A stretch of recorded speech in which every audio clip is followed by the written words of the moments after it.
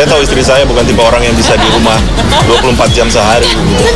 Tadi saya masak, tadi saya yang ini. Oh iya. Tak mengambil sebuah keputusan penting demi kepentingan rumah tangganya bersama Agus. Rencananya usai jalani syuting sinetron yang begitu menguras waktu, Dewi Sandra akan vakum untuk sementara waktu di dunia keartisan. Apa yang membuat Dewi mengambil keputusan ini? Memang saya diskusi sama suami, saya bilang mungkin setelah sinetron ini saya ingin vakum. Saya nggak bilang terakhir, tapi saya ingin vakum.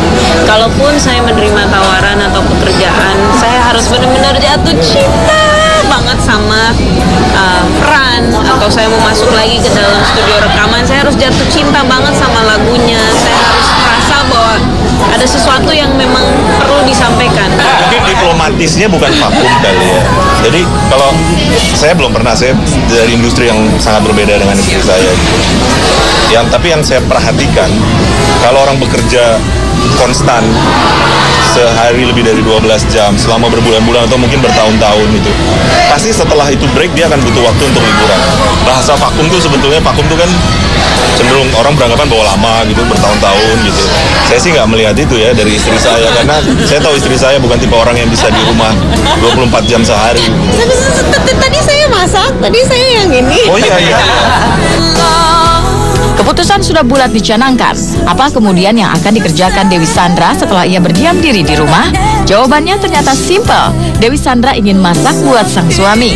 Dan yang terpenting, ia ingin segera punya momongan.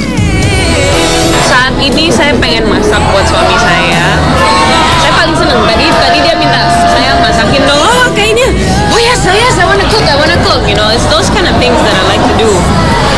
Saya ingin belajar ilmu agama yang saya merasa mungkin saat ini kurang. Tercuri waktunya, bisa ditingkatkan lagi, insya Allah. Jadi kalau misalnya saya bilang bahwa saya ingin istirahat sejenak, itu bukan sehari 2 hari gitu. Ini suara hati yang sedang berbicara bahwa saya butuh itu.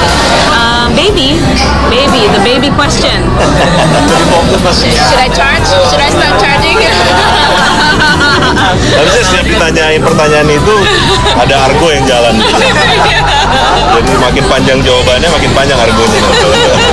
Ya itu kita serahin semua, kita usaha, tapi kita serahin semua. Sebagai manusia kita hanya bisa berikhtiar. Rezeki kalau itu rezeki. Ya, tapi kalau memang dikasih tidak dikasihnya itu tetap menjadi hak prerogatifnya sang pencipta.